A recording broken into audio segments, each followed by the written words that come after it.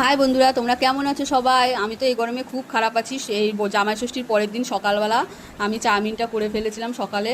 আর এখানে হচ্ছে সব বোনের বর, আমার ছোট বোন সব কাটাকাটি চলছে এটা দুপুরের মেনুর জন্য। আরও ফটাফট ফটাফট করে তাড়াতাড়ি কাটছে, দেখুন কত স্পিড হাতে। সব কাটাকুটি শেষ করে এখানে সব রেডি করে রেখে দিয়েছে। ওনারা রান্না করবে, বোনের বর বোন সব ওরা রান্না করবে।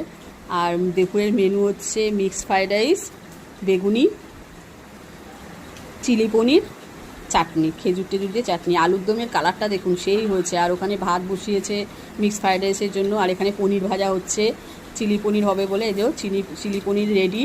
ও দারুণ দারুণ কালারটা সেই সেই। আর এখানে জামাইদের যেহেতু ষষ্ঠীর পরের দিন বাজার, তাই 2 রকমের মাছ জামাইরা বাজার করেছে। আর এখানে মা লোটে মাছটা সেরে ফেলছে এদিকে।